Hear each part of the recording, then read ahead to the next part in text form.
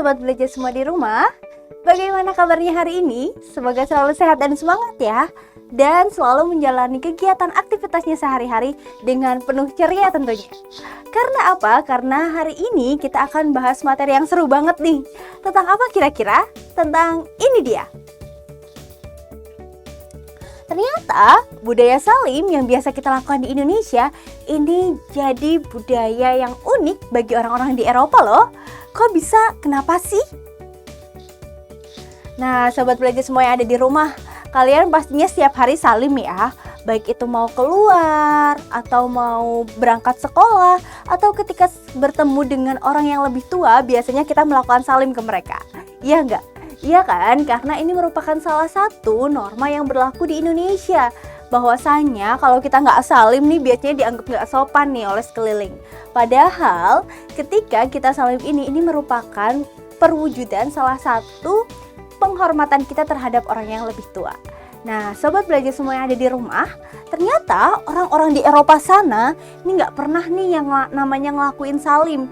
Biasanya mereka tos aja pakai kayak gini misalkan, atau begini misalkan, untuk saat mereka bertemu atau say hey aja, hai gitu. Nah, berbeda ya dengan orang Indonesia yang biasanya mereka akan mendatangi orang yang lebih tua kemudian melakukan salim. Nah, sobat belajar semua yang ada di rumah, ada hal unik nih tentang budaya salim ini. Nah, hal ini terjadi ketika adanya permainan sepak bola antara Indonesia dengan yang ada di anak-anak Eropa. Nah, mereka karena anak-anak Indonesia nih biasa melakukan salim, makanya saat mereka bertemu nih dengan para wasit-wasitnya, mereka melakukan salim nih. Yaitu anak-anak Indonesia melakukan salim kepada para wasit-wasit yang asalnya dari Eropa. Wasit-wasit yang dari Eropa ini kaget kan tentunya. Dan di akhir ternyata anak-anak yang pemain bola dari Eropa, akhirnya mereka juga mengikuti loh budaya salim dari kita. Dan mereka menganggap ini sebagai suatu penghormatan. Bahkan gak cuma orang-orang Eropa aja, orang-orang Amerika juga terkadang mereka menganggap bahwa budaya salim ini merupakan budaya yang unik dan dianggap sebagai suatu kebaikan.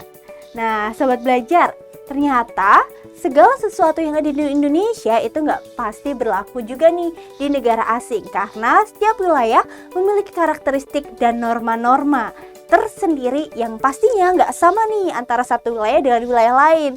Nah, kemudian selanjutnya kita akan bahas keunikan apa lagi ya? Stay tune di sini ya, karena sekarang belajar itu mudah. Ayo belajar. Jangan lupa belajar, karena sekarang belajar itu mudah.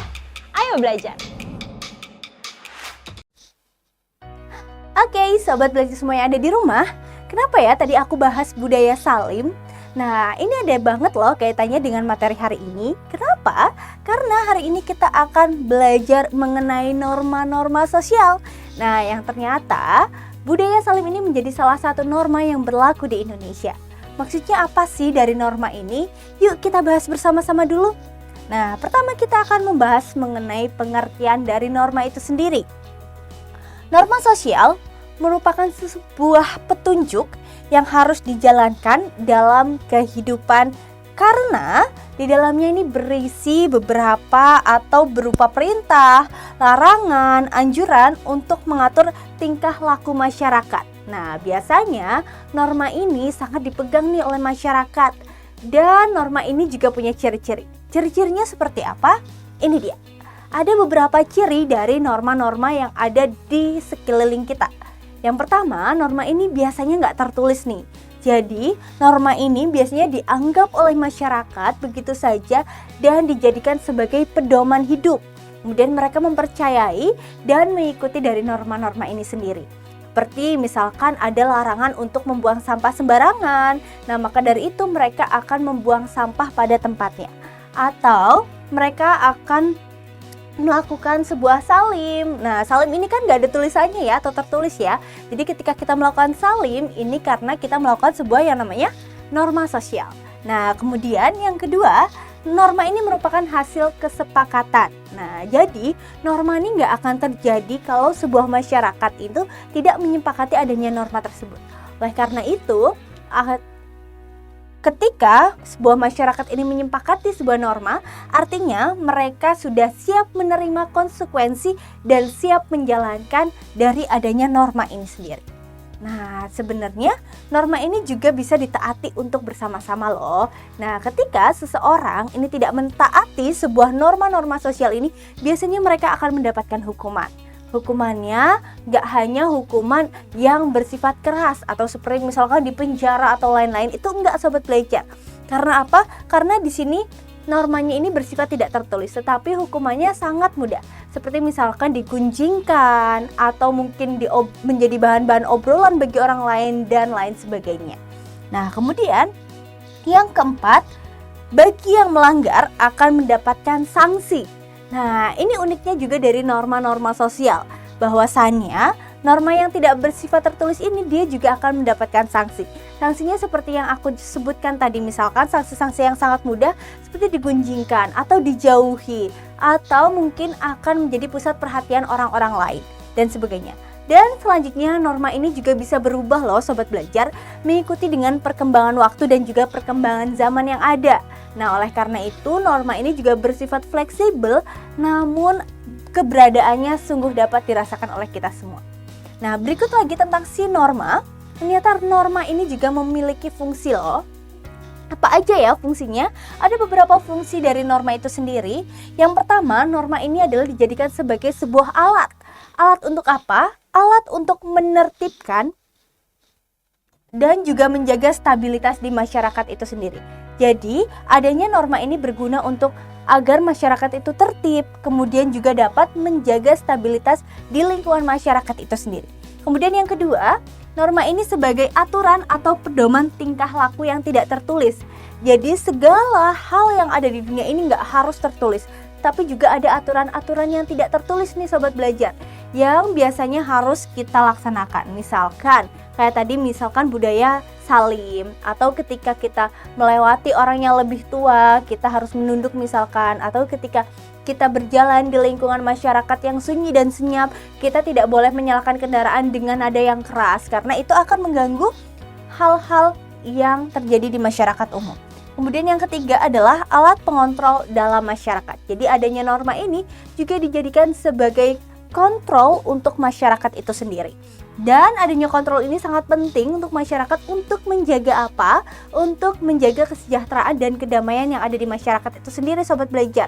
Oleh karena itu untuk melakukan atau mengikuti sebuah norma ini sangat penting. Oke, berikut adalah beberapa di antaranya aku sajikan gambar mengenai nilai dan norma sosial yang tetap bisa bertahan. Jadi kenapa sih norma yang nggak tertulis ini padahal dia tetap bisa bertahan nih di lingkungan masyarakat? Yang pertama, karena adanya salah satu faktornya adalah kurangnya informasi.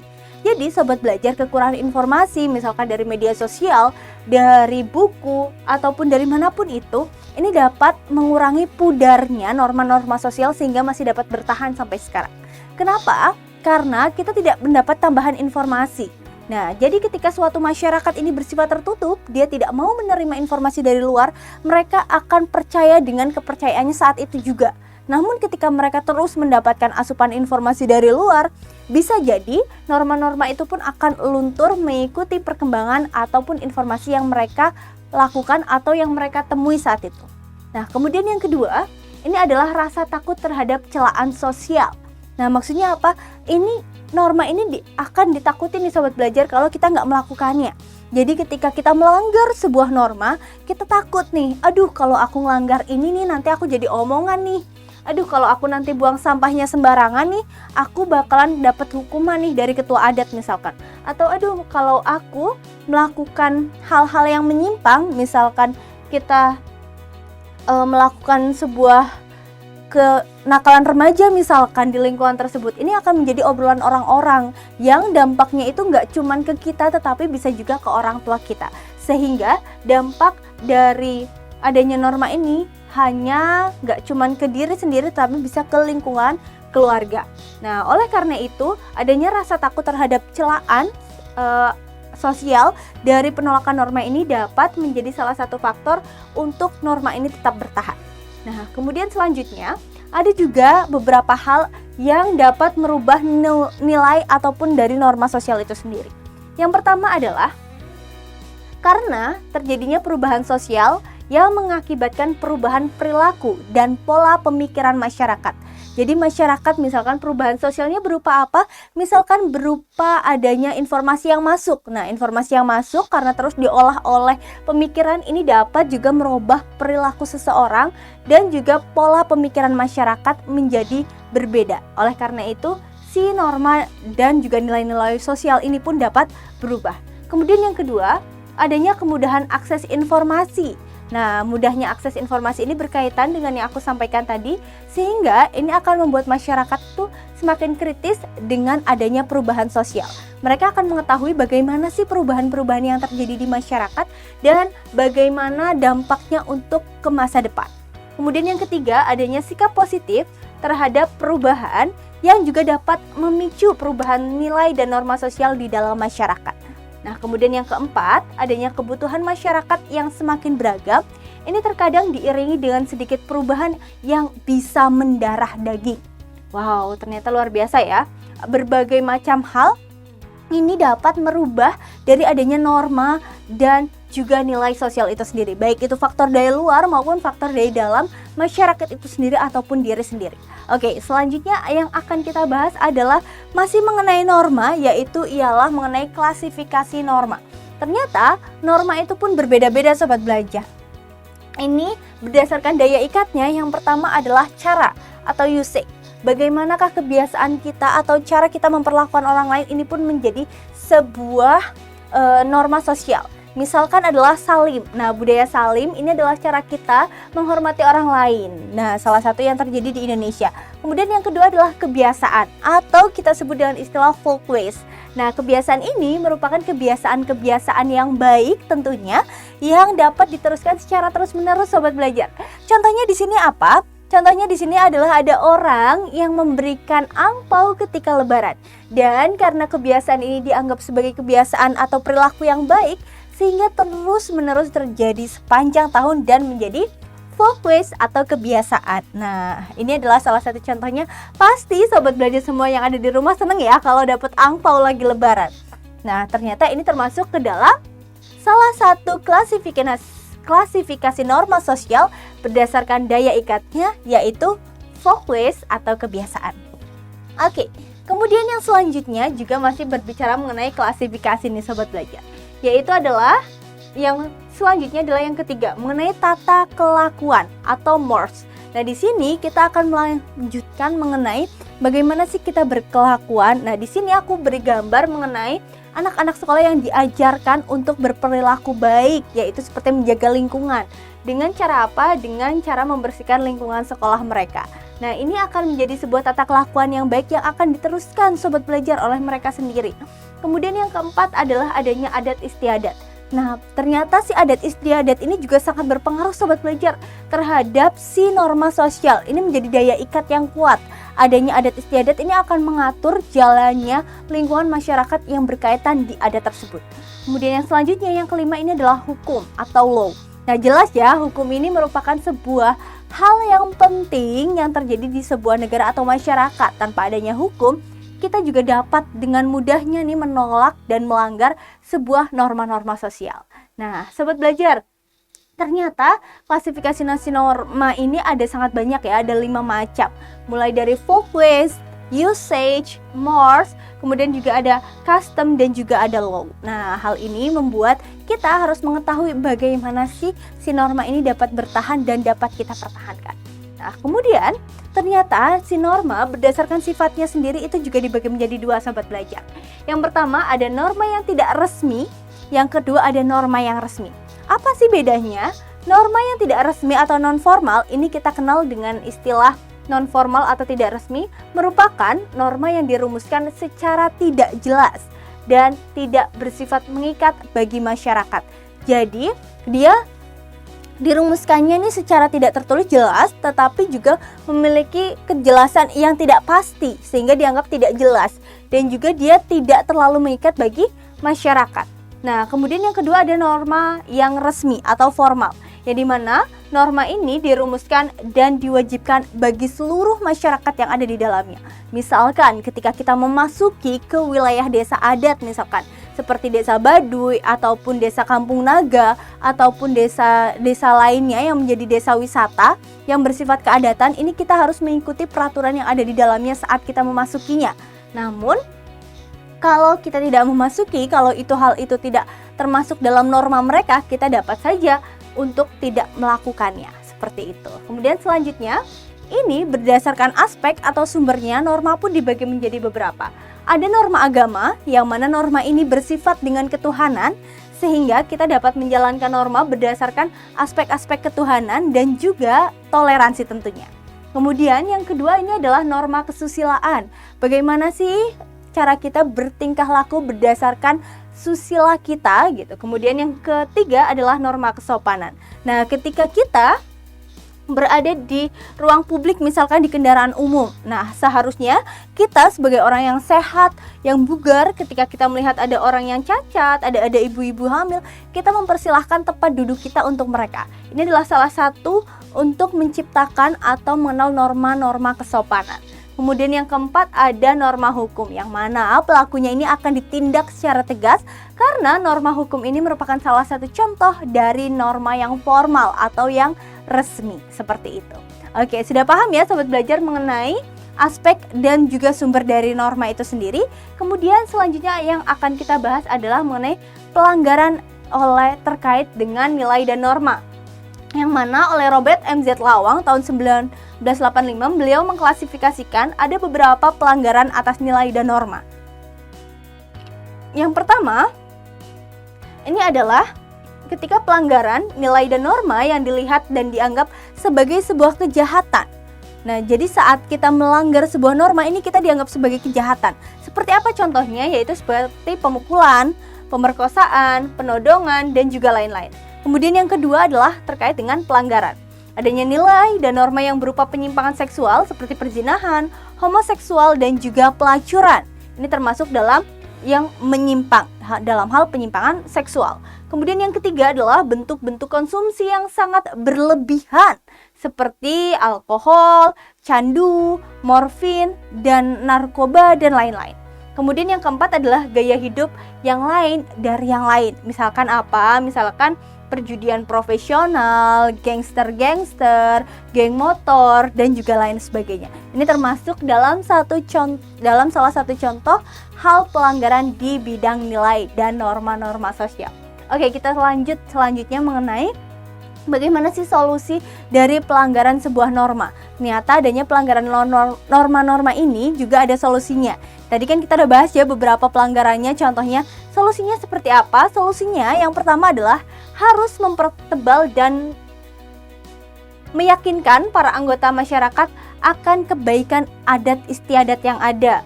Nah, jadi kita akan memperkuat bagaimana sih adat istiadat ini, dampak kebaikannya untuk kita semua, ini harus diyakinkan kembali kepada masyarakat. Kemudian yang kedua, memberi ganjaran kepada warga masyarakat yang biasa taat. Nah, warga masyarakat yang taat terhadap norma ini patut untuk diberi apresiasi yang baik. Kemudian yang ketiga, mengembangkan rasa malu dan jiwa masyarakat yang menyeleweng dari adat istiadat. Jadi dalam jiwa masyarakat itu sendiri diciptakanlah rasa malu ketika kita akan melanggar sebuah adat istiadat atau norma, sehingga masyarakat akan tetap mengikuti adat istiadat yang ada. Kemudian yang keempat, mengembangkan rasa takut dalam jiwa warga masyarakat yang hendak menyeleweng dari adat istiadat dengan berbagai ancaman dan kekuasaan.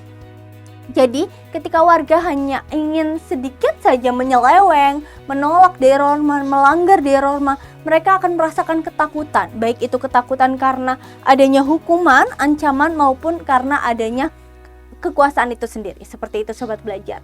Nah, kemudian Sobat Belajar tadi kita udah bahas banyak sekali hal ya mengenai norma dan juga mengenai bagaimana sih ciri-cirinya, sifatnya, penyebabnya, kemudian bagaimana solusinya jika terjadi pelanggaran norma, apa saja hal-hal yang mendorong. Nah, kali ini kita masuk ke sesi kuis. Di sesi kuis ini kita akan berdiskusi nih mengenai beberapa soal mengenai mata pelajaran sosiologi di bidang norma sosial ini. Sudah siap Sobat Belajar? Kalau sudah, berikut ini dia. Oke, akan saya bacakan soalnya dan akan kita bahas bersama-sama. Yang pertama, aturan-aturan atau pedoman sosial yang khusus mengenai tingkah laku, sikap, dan juga perbuatan yang boleh atau tidak boleh dilakukan di lingkungan hidupnya disebut dengan apa? Apakah A nilai, atau B norma, atau C tata tertib, atau D peraturan, atau yang E nih sosialisasi? Jadi kira-kira jawaban yang tepat yang mana ya sobat belajar? A, B, C, D, atau bahkan yang E? Oke, silahkan dijawab oleh sobat belajar semua yang ada di rumah. Akan aku hitung dari 5 sampai 1. Sudah siap? Kalau sudah akan aku hitung 5, 4, 3, 2, dan 1. Nah, sudah siap ya? Sudah di lock ya jawabannya?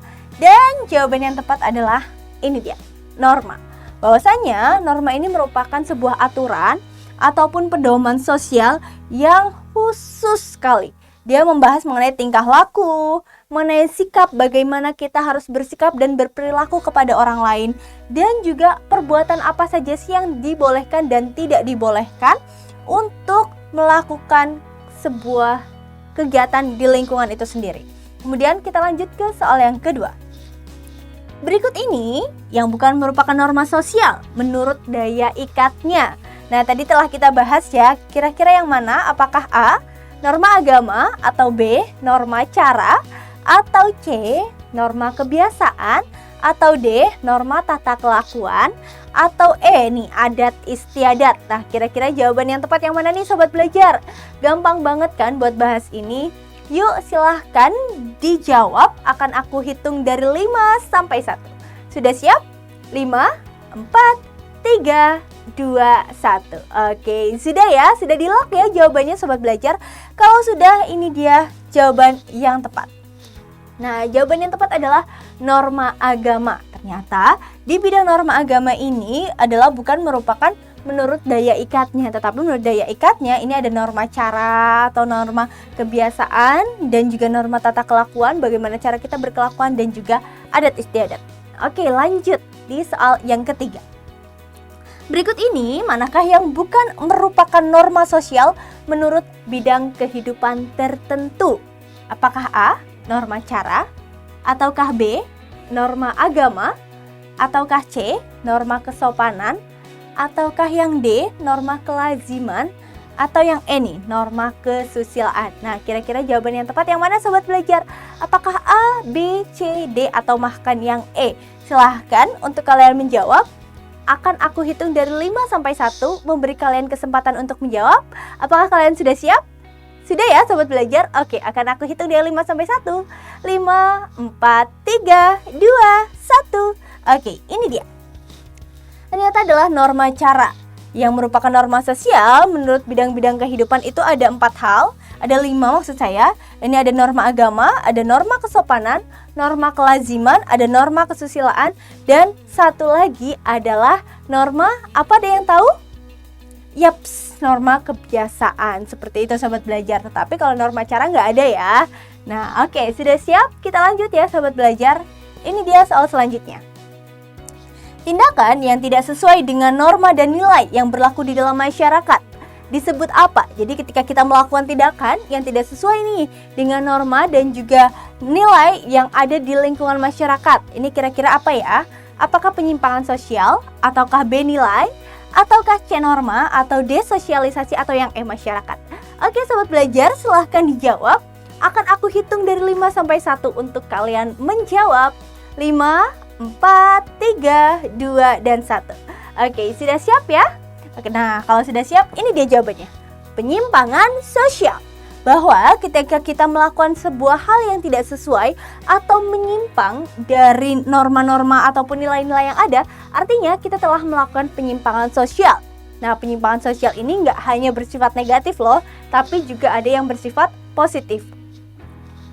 Norma yang bersifat negatif artinya adalah norma yang dianggap ketidakbaikan oleh masyarakat. Hal ini dianggap menjadi sebuah kejelekan dan biasanya dibenci atau masyarakat itu marah terhadap penyimpangan-penyimpangan ini. Namun terhadap norma atau penyimpangan yang bersifat positif ini biasanya ini menjadi suatu hal kebaikan yang kadang-terkadang ini menjadi dambaan oleh masyarakat. Seperti misalkan apa? Misalkan perempuan yang menjadi driver ojol, atau perempuan yang menjadi polisi wanita, atau yang menjadi pekerja-pekerja lainnya yang harusnya dapat dilakukan oleh laki-laki.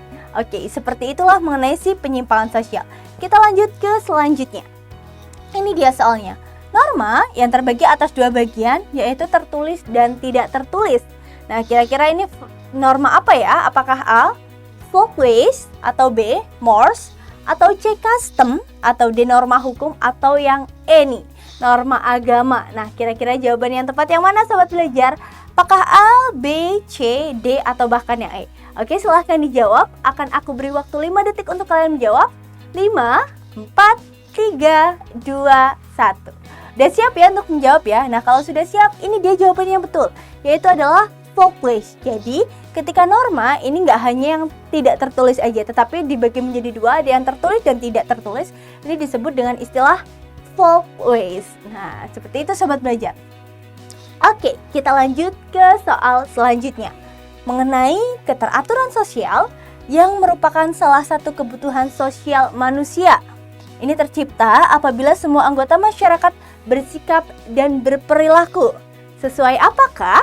Apakah yang A, sesuai peranannya, atau yang B, statusnya, atau yang D, kemampuannya, atau bahkan yang D, kedudukan sosialnya, atau malah yang E nih, yaitu mengenai nilai dan norma yang berlaku.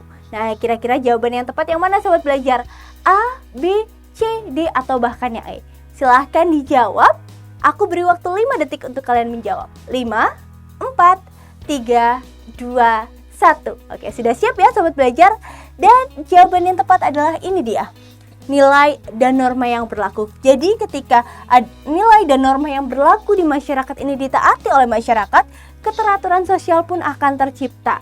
Tidak hanya keteraturan sosial, tetapi masyarakat juga menjadi lebih aman dan nyaman saat tinggal di lingkungan masyarakat tersebut. Oke, baiklah sobat belajar semua yang ada di rumah, itu tadi pembelajaran mengenai norma. Jangan lupa ya, tetap lakukan norma-norma yang berlaku di lingkungan kita. Dan mari hormati sekitar kita, karena dengan kita menghormati orang lain juga akan menghormati kita. Jadi norma jangan dilanggar ya. Dan sobat belajar sekarang semua yang ada di rumah, karena sekarang belajar itu mudah, ayo belajar. Jangan lupa belajar, karena sekarang belajar itu mudah. Ayo belajar!